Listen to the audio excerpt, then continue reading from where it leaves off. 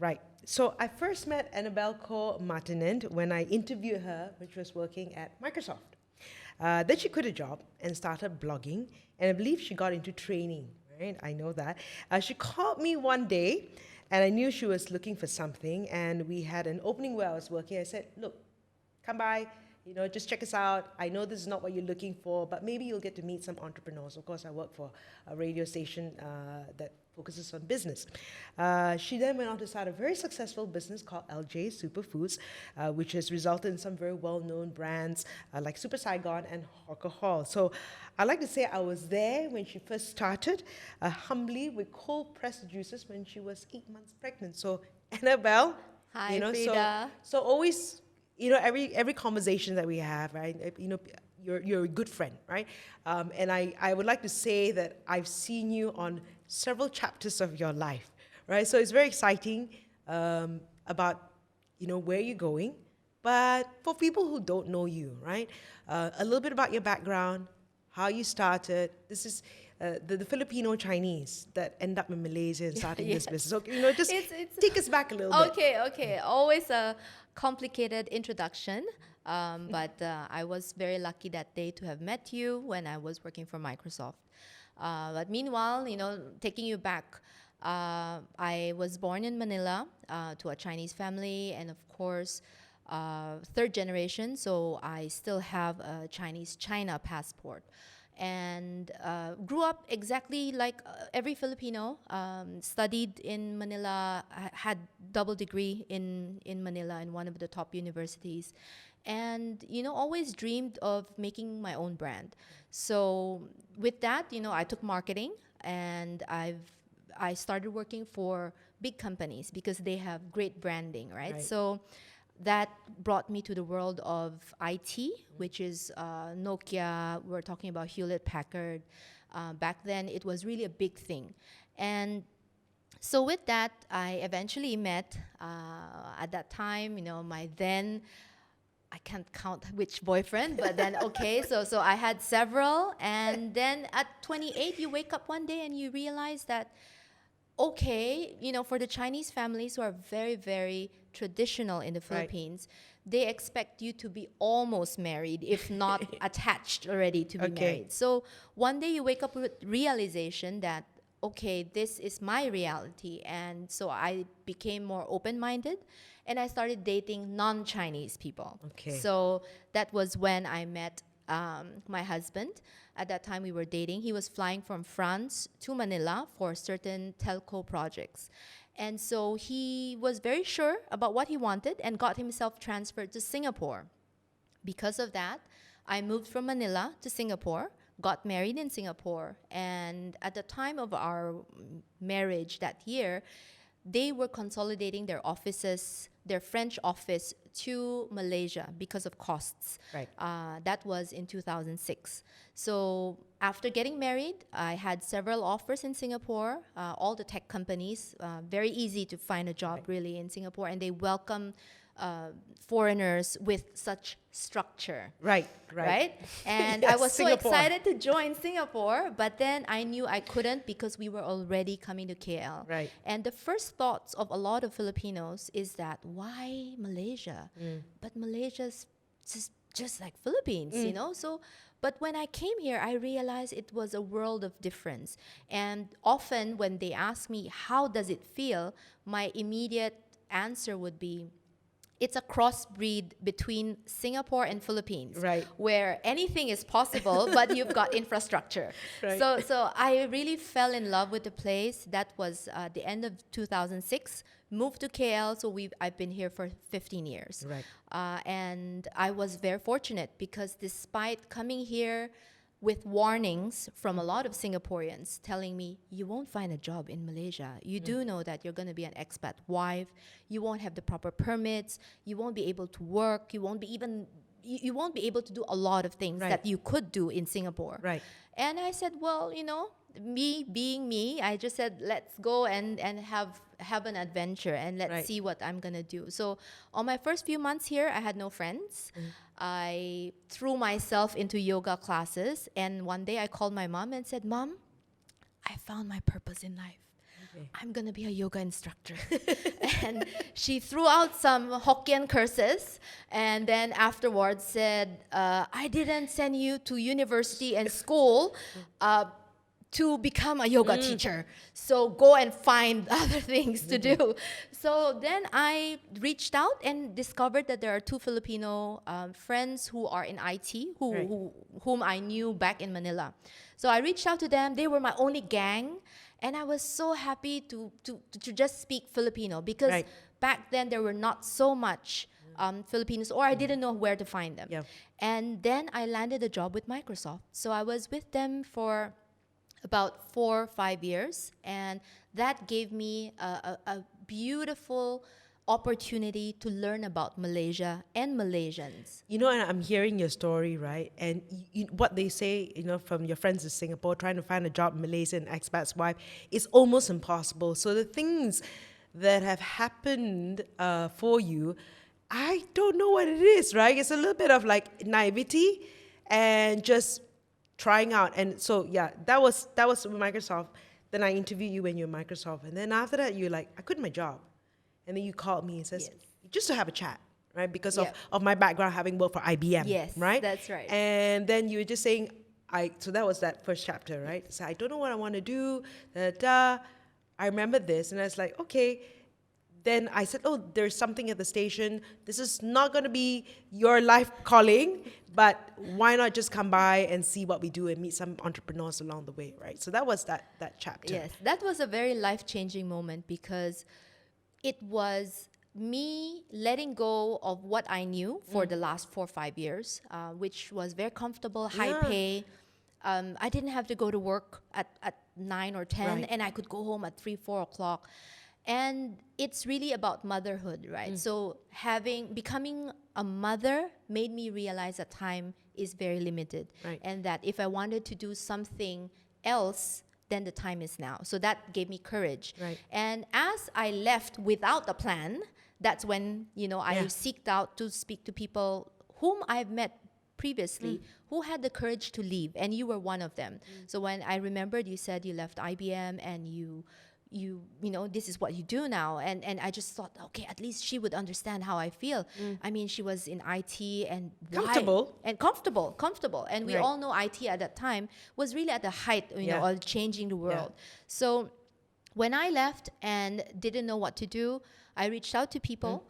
Eventually I did training at first because I had some ex-Microsoft friends who were doing soft skills training. I was so convinced that I was going to be that I could become a trainer, and I did train for a year.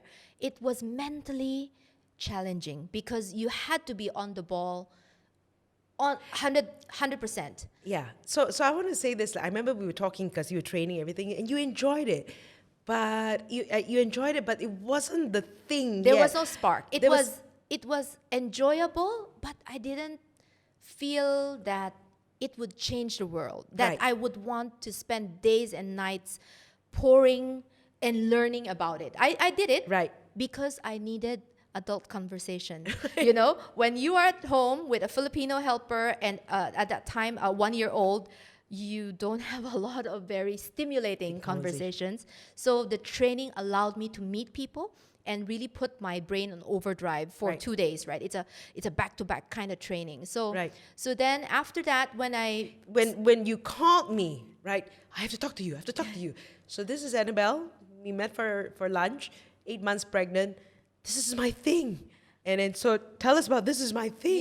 Yes. So after the training, I joined BFM for 6 months, and that was an eye-opener. I always thank the station for giving me that opportunity as a foreigner, as somebody who was searching for her own way, and interviewing hundreds of entrepreneurs. I would say in that 6 months, I would have met 100 people from big and small, all kinds. And their message was very clear. It was the same. It's going to be hard, but it's going to be worth it. And they were consistent. So then I was even more convinced. I didn't leave Microsoft to not find my purpose. So then after BFM, I had 1 month of travel to Europe. And then when I came back, I was very sure that I'm going to start something. So I really searched, and eventually my mom's visit to KL just brought some news from Manila that cold pressed juices were really a big thing back then. And the more I researched, the more I got excited, the more I was very sure that I wanted to create a cold pressed juice company. Right. And anything that happens in the United States happens very fast In in the Philippines, Yeah. but not in Malaysia. Right. So I was a pregnant woman in a hurry, and I just wanted to speak to as many people as I could. And of course, you came into mind naturally to tell you that, Frida, what do I do? I'm not Malaysian. I'm pregnant. I want to start a business. I don't have a business partner. And that was the biggest message that Right. I was asking validation from you, right? Because you've seen so many entrepreneurs. And the biggest, best advice was, look, if you can't find one, you can pay for a business coach. And Right. that gave me peace. Right. That gave me peace at that time that, well, okay, if you don't find the right one, how about you get coached to become one, right? To become complete on your own. So that gave me peace, and I proceeded with design, with the formulation, with what I'm gonna call it, what's the logo, how's the bottle gonna look like, what are the stickers, what are the first few flavors I was gonna come out with. And of course, the most valuable thing that you gave me, not just about the business coach, but really to be my first few customers. And that was a validation of your idea of the belief, right? So I love what Jack Ma said previously when he shared that when you create a product, never ever sell it to friends and family, because you never know if the answer is real, Right. or the answer is going to bring you down. You know, your Right. spirits, it's going to pull you down. Right. So I find that, selling to you and selling to strangers, these were validations of different levels Yes. of validation. And it felt so good, when people paid their hard-earned money to buy your product, to buy that thing of your imagination. Right. And that was really the start, the spark of, oh my God, I can do this. I'm here in my small apartment with my kitchen, and I'm going to do this. So I do believe that you can be naive, but also you need to have a plan in place. Right. And you just have to keep saying it out to the world. Right. Because the more you say what you want into the world, to the people that you meet, the more you'll find what you're looking for. And so speaking to you, I wanted business partner. I spoke to 50, 100 different people, just telling them about my idea that I want to do this, I want to do this. And lo and behold, on my cesarean week, I ordered vegetables online because I wanted our ecosystem at home to be complete. I was having my son on that cesarean week. My daughter was about to start French International School for the first week. It was going to be like a hell of a week for us. And so I ordered online, and lo and behold, the guy who delivered my veggie, I told him my idea. Next thing you know, the week after that, I met him. After I delivered, I had my confinement. Right. The week after my confinement, the first thing I did was call him. The day after, he called his best friend, and the three of us became business partners within a month after Right. that. And when you hear this story, right? Because and people think for real, and I know it's for real. Because you told me about this, and it's like, are you sure? Are you sure this is the person, the vegetable seller? Are you sure it's going to be a partner? So, but I know this for real. And what a journey it's been. What, 8 years Yes, now? it's been 8 years. It's been 8 years right now. Because I know, and there is a new chapter that's happening, but we'll get into the new chapter in just a moment, right? Before you came on, I got you to do the Wheel of Life, which I thought was very important. And in looking at how you do all these things, right? And what takes precedence and all that. And is there a formula for your work-life integration? Because it was amazing, right? And when you think about it, whatever it does, it's not a woman's question about work-life balance. It's just about life in general, right? Because everything takes energy, time, and focus. Do you think you've sort of like, what's your formula? Okay. My formula has always been believe that anything is possible. Right. And that what you want to happen can happen. So Right. I've always believed that I will do it because I can. So that repeats in my mind. I will because I can. And I think when we focus on being grateful of what we have, like Right. I have a body, Right. I have 2 legs, I have a brain, I have Yes. I have an opportunity in Malaysia, even as a foreigner, I can open a business. Right. Oh my God, let me do it. So I think whenever you think that you have the opportunity to do it, you tend to grab it and you don't delay, you don't take things for granted. And that what drives me to try. And I've failed several times, but then what if you get it right? So it's a small example would be, I'm lazy, I don't want to go running today. But then you think of it, okay, I'm so fortunate. I've got a helper looking after my kids. I've got 1 hour before dinner, which I don't have to cook. Right. I better do it. I will do Yeah. it because I can. So I think if you have this kind of insight or thought, you would never hesitate to try something, even though it's hard or it's crazy or it's difficult. And that has helped me. And of course, that has shaped in my mind watching my mom. Right. Watching my Tita mom. Ada C. Yes. Watching my mom do it day in, day out when we were growing up. So, Because your mom's a single mom. yes, as a single mom of 3 daughters, Yeah. in Manila, where there's so much, back then when my mom and dad separated, I was maybe 12, 13. It wasn't a very normal thing, Right. I think today when you talk about, oh, your parents are separated, in Asia, it's a little bit Still, more, yeah. it's It's accepted, absurd, but then still like, oh, what's wrong? Right. Who's wrong? I Right. wonder why, what Yeah. happened. So it was really a big thing back then. Right. And it helped to reinforce that whatever my mom did, she didn't have Google. She didn't Yeah. have all these opportunities that we have today, right? Nobody reassured her about the future, and yet she was an entrepreneur and she did what she could. So whenever I think of that example, it enables me to believe that I can do it here. What more with education, with enough cash, with Right. a supportive partner, which she Yeah. didn't have. Right.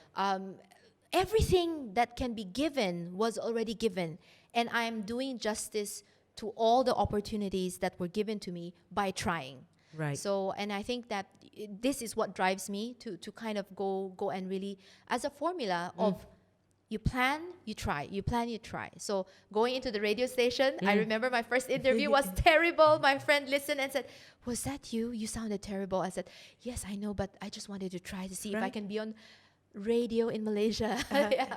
So we just have to accept criticisms, Right. because the moment I know I'm not perfect, then I just have to accept that I got to work on it. I can be Right. better. I can be better tomorrow. So Right.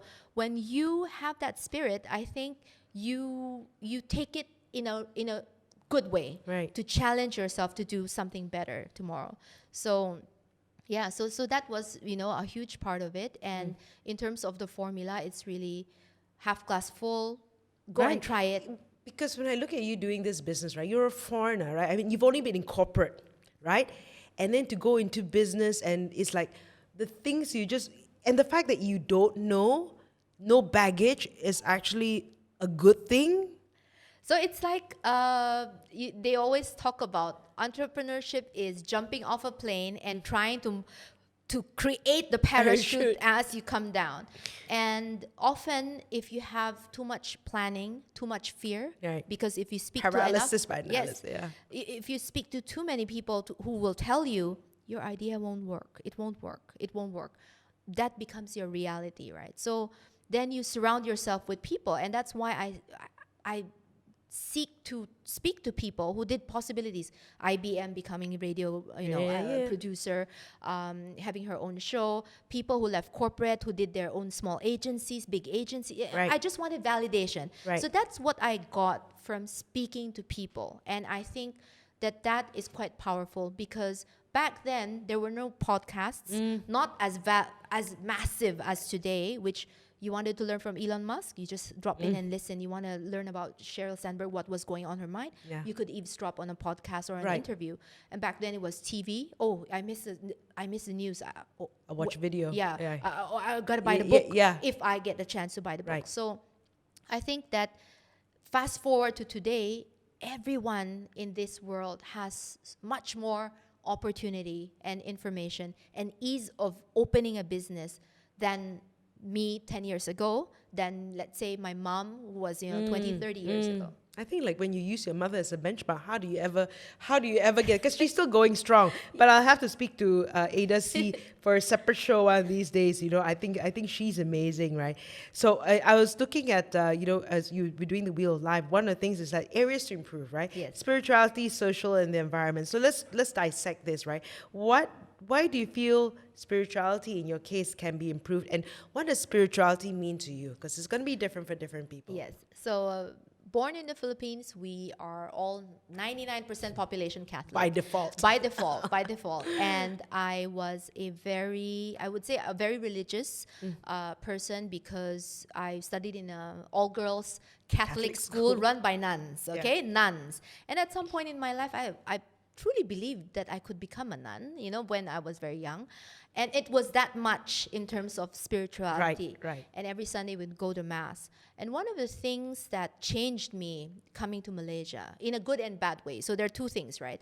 The good part was opening my mind to the alternate universe, that it's not only Catholics. Right. There are so many more complexity Yes. of Christianity. Right. And then there's Muslim, which Yeah. it's something that I never understood or Right. even studied, Right. and so that was really eye-opening. And being with colleagues at Microsoft who explained a lot of these things to me was very eye-opening.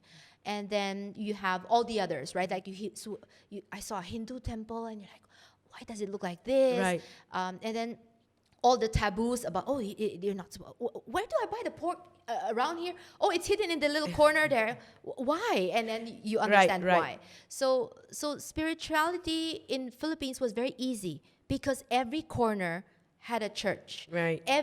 Even if I was shopping in the shopping mall on a Sunday, the mass will catch you off guard, because they're having masses in the mall, Right. in the shopping mall, and there's no escape. There's basically no escape. Okay, in the village, in your own little condominium, downstairs in the multi-purpose hall, they will be having mass. Right. So it was easy to be in touch and just be thankful, or Right. have that moment of reflection. Right. But when I came to Malaysia, I realized that the churches were very hidden, and the more hidden it was, the more you forget to go as often. Right. And you celebrate less. You feel the Christmassy feeling less, Right. as compared to Philippines, Which because starts in September. yeah, which Burr is Christmas, September, and usually by October, November, my Christmas trees will be up.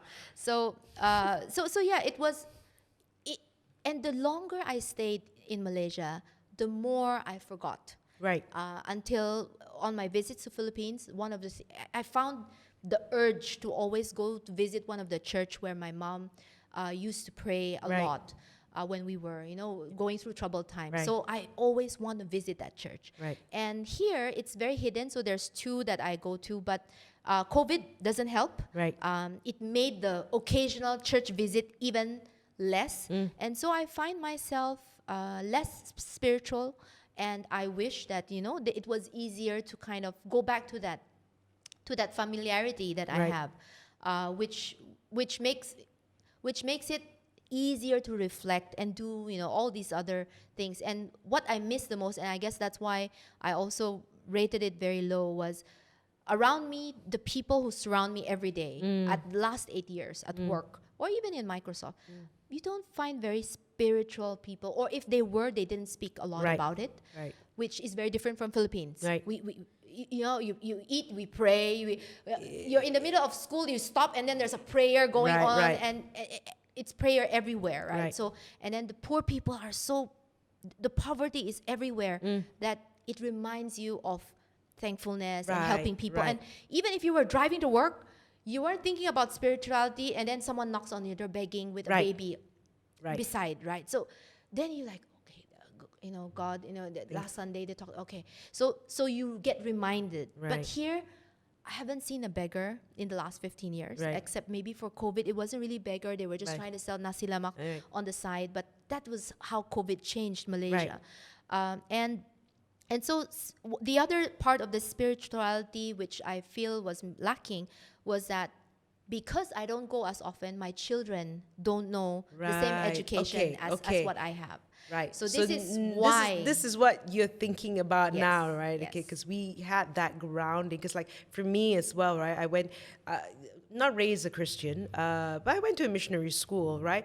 And so you sort of had it in the background, right? So when you don't have it at all, Yes. right? You So wonder. what happens? Like, what is their anchor? What do they believe? What will they think? Right. So you spoke about the pandemic, right? And I remembered at the start of the pandemic, of course, everything came to a standstill, right? And of course, you're in this business. And I remembered, like, for you, you were like, we were talking, but I just said, like, I just don't want to face people the moment, right? And that was, I think, and you're always optimistic, right? You're always optimistic person. And I, for once, like you just said, I didn't want to talk. I could feel, like a heaviness.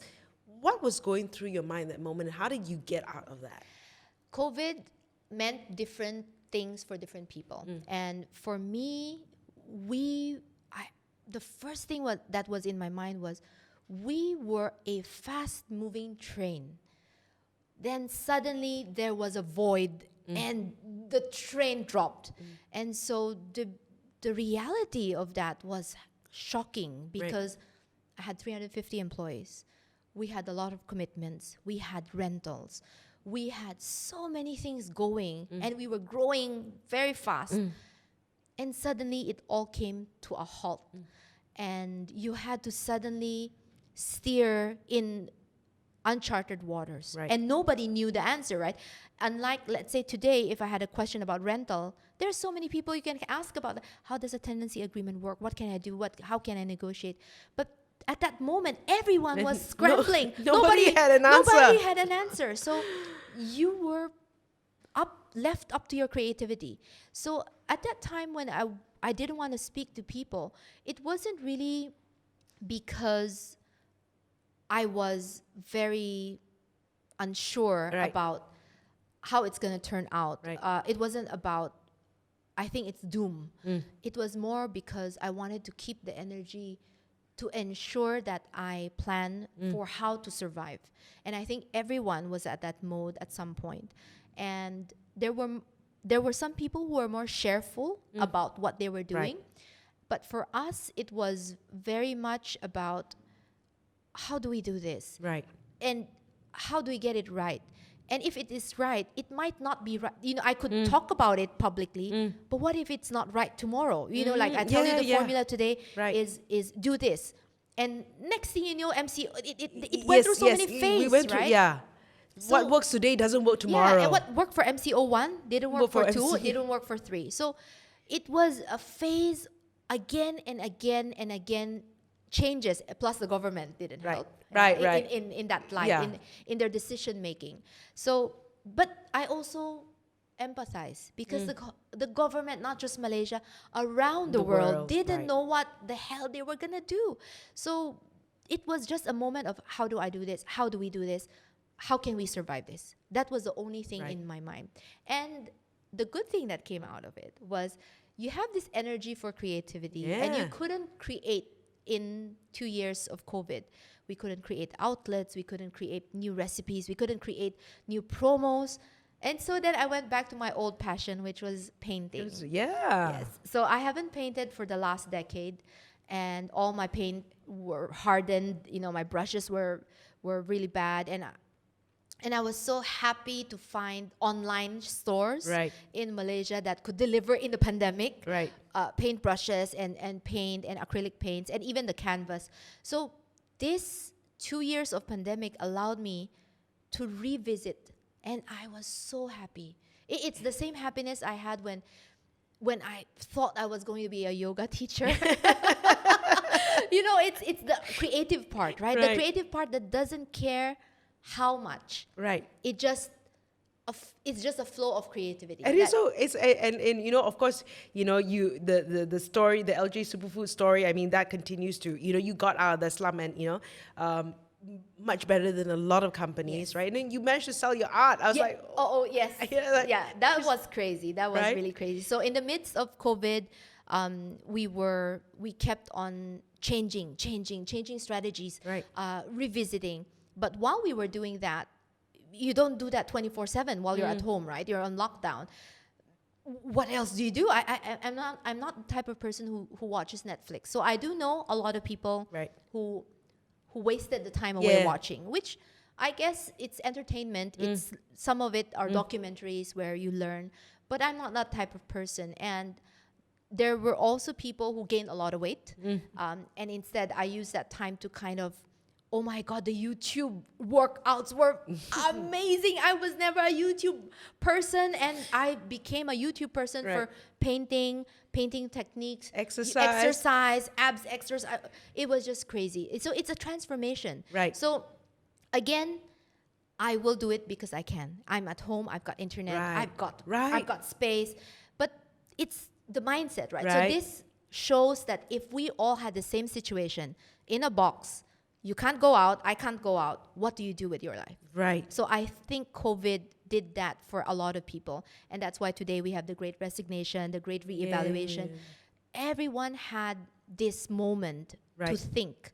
And that was very precious to me. And I didn't think of it as a good thing back then. You know, Right. we were panicking, Right. we were scared, we were very unsure. Yeah. But in the end, now I wouldn't say we got out of pandemic, but we're living with it. Right. It really allowed us to think for ourselves what do we really want in life for the next decade. And number two, as a company, not just by myself, but with the rest of the business partners and La Juiceria as a group, we became better because we all paused to reevaluate where we really are, what we really need to improve, what do we need to clean up, what did we have to get better at, instead of sweeping it under the rug and just focus on growth and what's the next outlet, what's the next strategy, what is the next brand. We had to sit down and really look at the dirt that we have at home, right? So it's like we used to outsource vacuuming, okay, but today because of COVID, I couldn't afford a vacuum girl and I had to vacuum my own dirt, and you realize this needs to change, Right. this can be improved. So when and because of the small exercises that we've done, we came out as a better company. Leaner and meaner, and Yes. it's more structure. I guess what we call restructuring, right? Which also now I think I'm very fortunate to see you ready onto the next chapter. Yes. Right. How do you know it's the next chapter? I think that when you are hit with an idea that you can't stop thinking about, you can't stop thinking about it, and it's like it's a burning thing that keeps growing. So it's exactly the same feeling I had when my mom dropped the bomb that cold pressed juices was growing really fast, big, like Right. really a big thing in Manila, and people were shelling out money and people were getting healthier. And the more I watched films, the more I thought of the formula, the more I Googled up American companies. It consumed me day and night, all the way to the evening, watching, planning, thinking. And so when it reaches that point, then you kind of know, okay, I'm onto something, let me validate. So then you start speaking to people. What do you think of this idea? Right. Do you think it exists outside? Would you buy this thing? What is a company that's close to it that was successful that I could meet up or Google up or read up, you know? So the more you, and I always think it's not passion. Yeah. Passion is a separate thing, right? Right. Passion is what drives you in terms of whether you make money or you don't. Right. But I think after coming out as an entrepreneur after 8 years, we all know that commercially, an idea needs to make money eventually. Otherwise, you run out of steam, you run out of money, you run out of energy, you run out of people whom you can bring with you with that vision. So I think that anything that I do after this whole journey will really be something that has to work commercially. Right. And that's the reality of life. And I think being naive back then, thinking that I just wanted to make a brand. Yes, I still want to make a brand.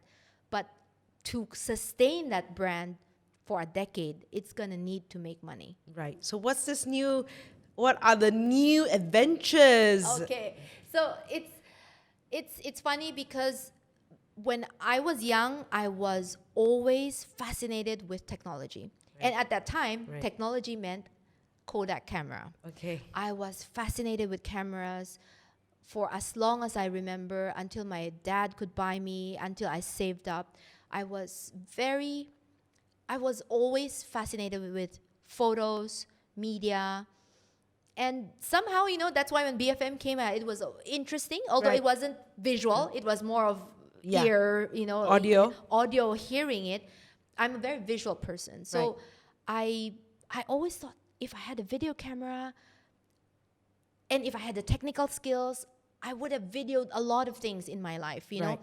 How can I leave a documentary of my life to my kids one day? Those were the thoughts, even when I wasn't married. So because of that, the opportunity to work for Nokia at that time, to launch the, camera phones, working for HP as, for the printing Printer, division, which was very highly printing photos and all these things, was very fascinating. And it didn't matter how much I made, but it was really fascination of the technology that enabled documenting your life.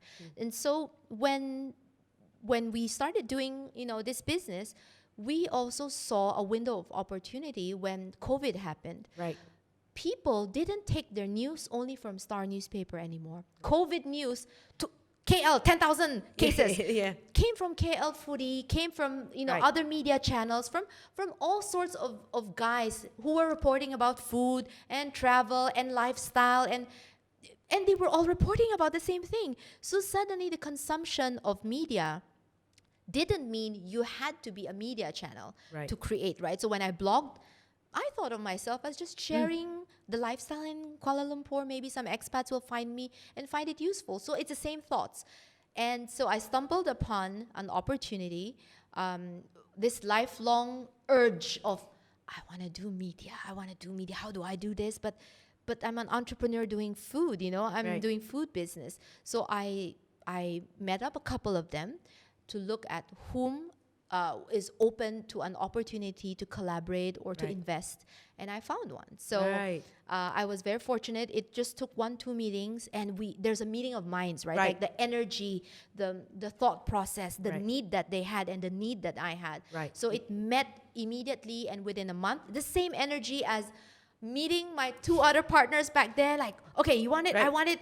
Okay, It doesn't okay. matter how we do it. Okay, let's form the company. Right. So this was exactly the same.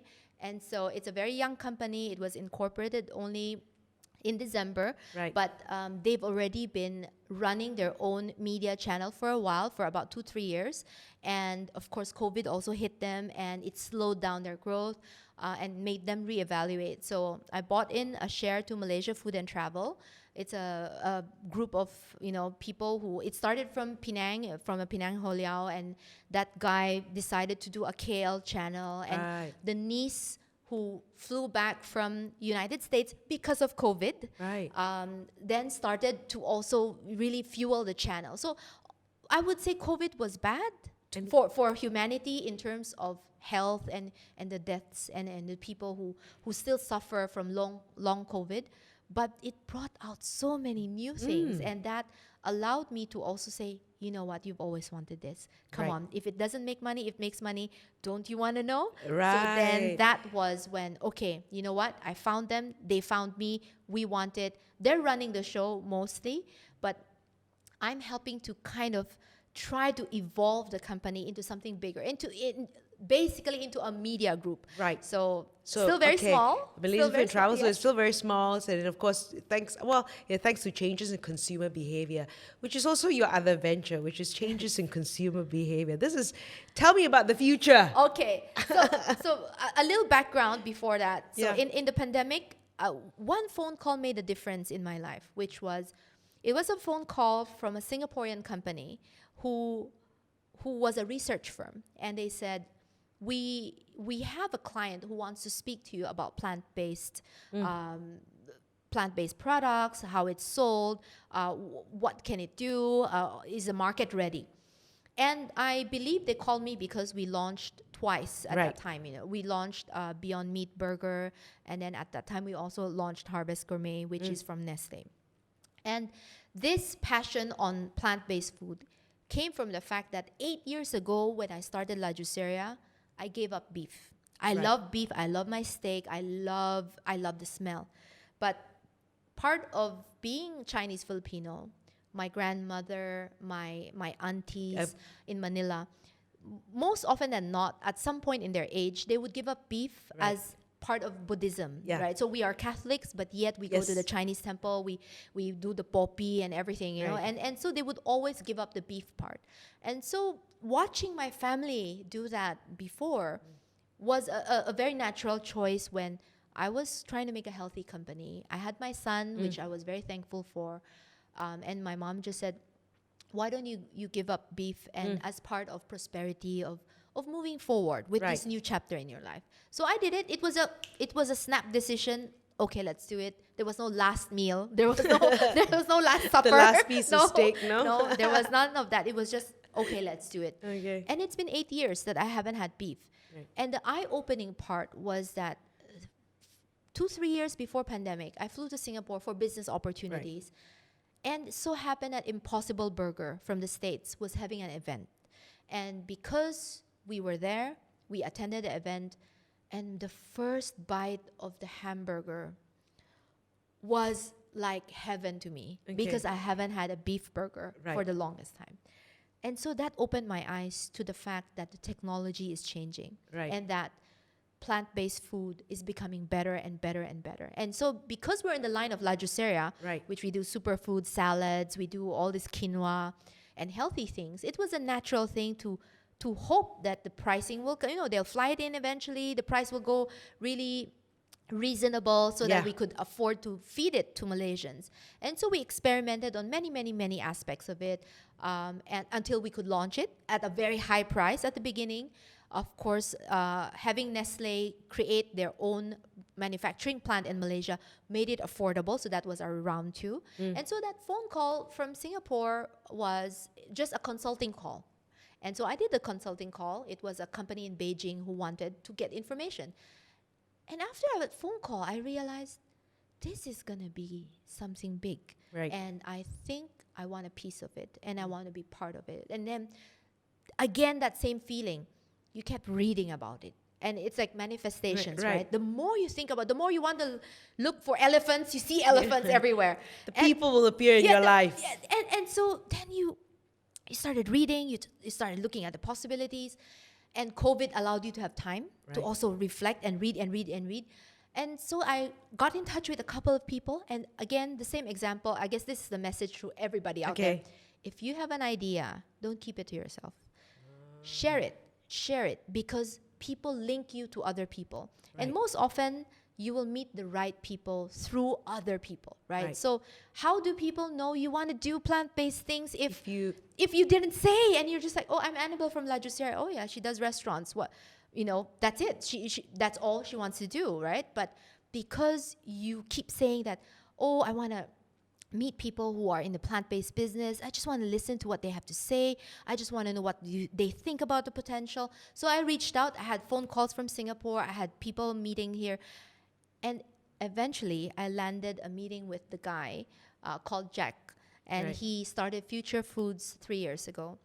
And thanks to COVID, he was in KL. Right. If not for COVID, he would be in Hong Kong and Singapore. Nobody wanted to come home and do plant-based from Malaysia because obviously the springboard Right. in the other countries are very strong on startups. Right. So they came home because of that. And I will do it because I can. And Right. I had the chance. Right. So I talked, we discussed, we had so many hours together just validating if the energy, if the ideas, if the fit would be really good. And I was very fortunate that they didn't have somebody like me. And so it wasn't easy to decide which do I choose eventually what to do. But when you think of it as, I'm Annabelle, I turned 46, and I've got the next decade, I owe it to everybody who believed in me, to my mom, to all the things Yeah. that I've been doing. This next decade has to matter, especially for my children. Right. So I want to build the next generation kind of thing on media, on food, Right. but not the typical F&B anymore. So this is the reason why it really got me thinking. It was burning questions for months and months and months until it was the right time. And then when the right time came, I had to tell my existing partners, and so they just accepted. And I guess change and evolution is something that we can't escape, right? So we see changes and evolution in the things that a lot of people do. And I think for me, Steve Jobs was one of the really, I loved reading his book. I loved the details of the changes he went through, from failure to success to failure. And I also remember a friend who warned me against an interview I had previously, because I talked about a book by Donald Trump and Robert Kiyosaki, which I think the title was "Why We Want You to Be Rich." Yeah. And that book I bought at a discount at the Big Bad Wolf, because it was crazy price. And I just thought of reading it because at that time I was burning and yearning to make a business. That was during the 2-year thing. And so when I opened it and I read it, and it was an old book, 2006. I read the book. Yeah, year 2006, before he became president. And the message was so clear. If you want to gamble your money, why invest with investment bankers, with people, and you're parking your money with other things when you can park it with yourself and your idea, whether it's real estate. Of course, they talked about real estate and buying and how do you grow from there. But real estate is not my thing. Plus, I'm not Malaysian, in a country that's not my own. But the idea of entrepreneurship, and so that really opened my mind about, it doesn't matter, American, Asian, you've got an idea, you've got the money, you've got the opportunity, you've calculated your risk in terms of how much you can burn, how long can you live without earning a cent, and then you go for it. Right. A couple of things that you said, share it if you get an idea. I like that message, share it, and the right people will come along if you share it out and put it out there, right? And put it out there and people will respond, the universe will respond to you. And the other thing is, I'm really looking forward to this, your future. Thank you. And what's in store. Yes. So what can I say but watch this space. Yeah, manifestations. I didn't even know what that word meant 10 years ago. Right. But then someone came and put the word in my mouth and said, whatever you just envisioned and you kept thinking about it, you kept imagining, it became what it is. They had many words for it back then. And I remember having sessions with branding experts, with people who were psychologists, who were sharing things about envision. So I guess when you really can imagine it, believe it, you can make it happen. So manifestation is really about that, right? So you could quietly do it through meditation, verbally do it through sharing and saying, this is my idea, this is what I want to become. And the worst thing is people laugh at you, like, what are you trying to achieve? But I do think that out of 10, if one doubted you or laughed at you, there would be 9 who would come helpful or know where to connect you or how to connect you or have an idea to bring you. So never keep it to yourself. Google knows everything. Okay, so there's nothing else to kind of really keep to yourself and say, I'm not going to tell anybody because I don't want anyone to take my idea. Everything is on the internet right now. So it's just a variation of how well can you do it? What problem does it solve? How fast can I do it? How can it change people's lives? At what cost? Right. All right. Thank you. Believe it and you see it and you believe it, or believe it and you see it. What you believe can become reality. Hi, this is Srila Liu on Live's the Stage. If you found this conversation thought-provoking, please like, share, and subscribe.